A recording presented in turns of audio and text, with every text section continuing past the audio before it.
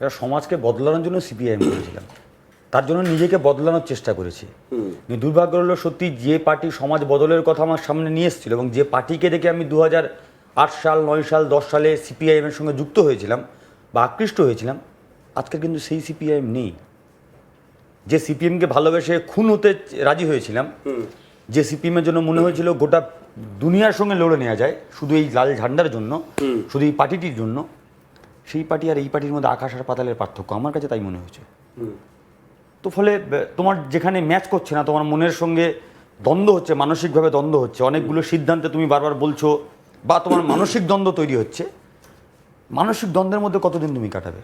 তো সেই জায়গায় দাঁড়িয়ে তুমি যখন বলছো যে দলের মধ্যে দল যেভাবে পরিচালিত হচ্ছে সেখানে তুমি সেটার সাথে তুমি খাপ খাওয়াতে পারছো না, কিন্তু তোমার যে আইডিওলজি রয়েছে সেই আইডিওলজির জায়গাটা এখন ওটা নিয়ে আরো বেশি করে আলোচনা হবে। কিন্তু আমরা সবসময় জানি যে politics is the art of the possibility, এবং পলিটিক্সে দের is nothing call no, impossible is nothing. সেই জায়গায় দাঁড়িয়ে আইডিওলজির দিক থেকে দেখতে গেলে তুমি কিভাবে খাপ খাওয়াবে?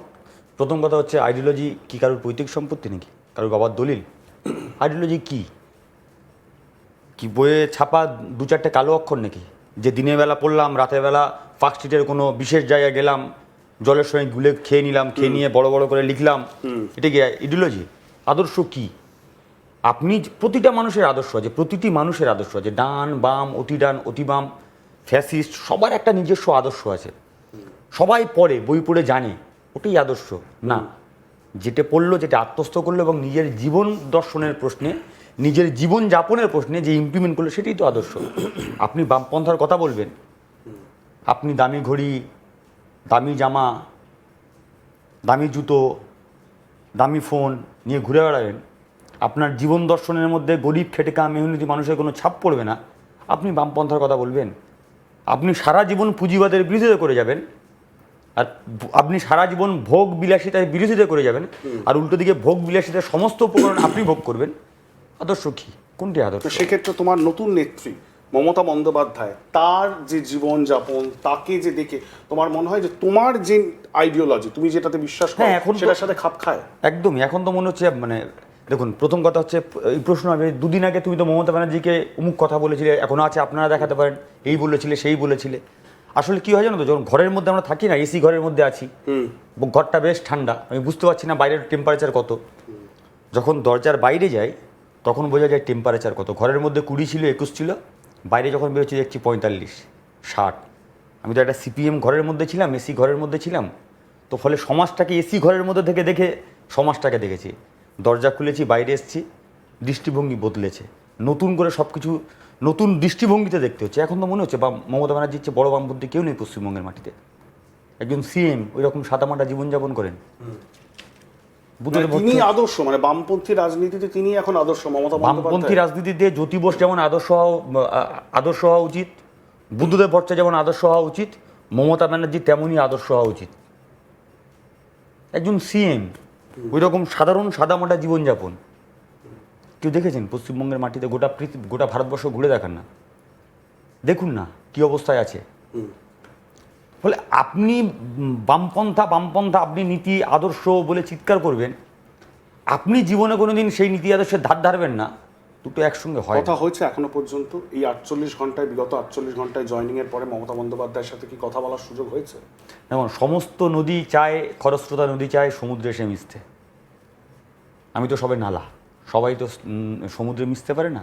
হ্যাঁ, আমার একটা বাড়তি সুবিধা হয়েছে, এই ছোট্ট নালাটাকে একজন মানুষ যে হাত ধরে সমুদ্রের কাছে নিয়ে এসছে। সমুদ্রে মিশতে আরেকটু বাকি আছে, সমুদ্রে মেশার জন্য খরস্রোতা নদী বা ছোট্ট একটা নালা অধীর আগ্রহে আছে।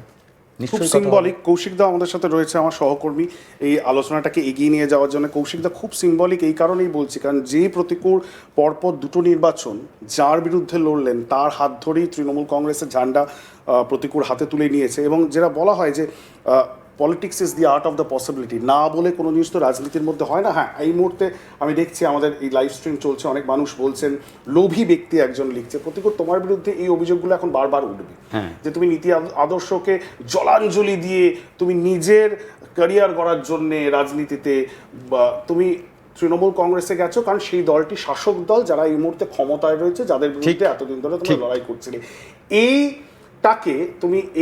এটাকে তুমি জাস্টিফাই কি? আমি কোনো জাস্টিফাইড করছি না, জাস্ট শুধু আমার একটা কথা উত্তর দিন। আমি 8 সাল থেকে রাজনীতি করতে শুরু করেছি, তখন মাথার উপরে সরকারটা সিপিআইএমের ছিল। সরকার আছে কিন্তু মানুষ আর সঙ্গে নেই। 8 সালের পরে 9 সালের পরে তখন দক্ষিণ জেলা পরিষদ তৃণমূলের দখল হয়ে গেছে। বেসিক্যালি আমি 8 সাল থেকে তৃণমূল কংগ্রেসের বিরুদ্ধেই লড়াই করেছি। তাহলে প্রতীকুর রহমান জীবনের যতটুকু সময় বামপন্থী রাজনীতির সঙ্গে যুক্ত ছিল, যতদিন পর্যন্ত বামপন্থী রাজনীতির কর্মী ছিল, আমি কিন্তু বিরোধী সিপিআইএম ছিলাম। লোক তো তখন হতে পারতো, আচ্ছা ছেড়ে দাও, 21-এ হয়নি লোক, 24-এ হয়নি, হয়েছিল সেই প্রশ্নটাতে সময় যারা লোভী বলছে তাদেরকে জিজ্ঞেস করুন। না, লোভ প্রস্তাব কি ছিল কোনোদিনও কি মানে কোনো আলোচনা কোনো যিনি লোভী বলছেন নিশ্চয়ই ওনার কাছেও প্রস্তাব ছিল। সবার কাছে তো প্রস্তাব থাকে, সবার কাছে তো সুযোগ থাকে। তখন যাইনি, এখন যাচ্ছি কেন? তখন বলিনি, এখন বলছি কেন? আমি বলছি প্রতীকুর রহমান বিভিন্ন জায়গায় যে প্রতীকুর রহমানের পথ আপনারা ভুল বলতেই পারেন, যে ভাই শোনো আমি সিপিএম করি, আমি সিপিএমে ভোটটা দেবো, সেটা আপনার চয়েস। আপনি বলতে পারেন তোমার পথটা তুমি ভুল করেছো, তুমি দল না ছাড়লে ভালো করতে, সেটা আপনার মত। কিন্তু প্রতীকুর রহমানের তোলা প্রতিটা প্রশ্ন আপনি ভুল বলতে পারবেন না। আজকে তরিদ্দা তার সবচেয়ে বড় প্রমাণ। এবার কি বলবেন, তরিদ্দা লোভী? এক্ষুনি আপনার এই নিচে নিশ্চয়ই লেখা হবে মির্জাফর লেখা হবে, কোনো সমস্যা না। আমার শুধু একটা প্রশ্নের উত্তর দিন, প্রতীকুর রহমান বলে মির্জাফর, নামটা প্রতীকুর রহমান বলে মির্জাফর। আচ্ছা শঙ্করদা যখন সিপিআইএম ছেড়ে বিজেপিতে গেল, বলা হবে তুমি জগৎ শেঠ minority বলেছে, card ফেলছো। জগৎ শেঠ বলেছে, রায়বল্লভ বলেছে, তো তখন তোমরা হিন্দুত্বের কার্ড খেলোনি কেন? যখন খগেন মুর্মু যখন তৃণমূল সিপিআইএম ছেড়ে বিজেপিতে গেল, তখন বলেছো রায়বল্লভ, জগৎ শেঠ, উমিচাঁদ বলেছো? বলবে না। তোমার মতোই যারা এবং বামেদের মধ্যেও এমন কিছু নেতা রয়েছে, এবং কৌশিক দাও তুমি জানো, আমরা এর আগেও আমাদের এই অনুষ্ঠান এনেছিলাম দীপঙ্কর ভট্টাচার্য। তিনি যখন কলকাতায় এসেছেন বিভিন্ন সময়, এবং তিনি যখন বামেদের সাথে আন্দোলনের রাস্তায়ও নেমেছেন, তিনি কিন্তু একটা কথা বলেছেন যে বামেদের এবং মূলত বড় শরিক হিসেবে সিপিএমকে ঠিক করতে হবে তাদের নীতি আদর্শের দিক থেকে তাদের সবচেয়ে বড় লড়াইটা কার বিরুদ্ধে, মমতা বন্দ্যোপাধ্যায়ের বিরুদ্ধে না বিজেপি আরএসএস এর বিরুদ্ধে।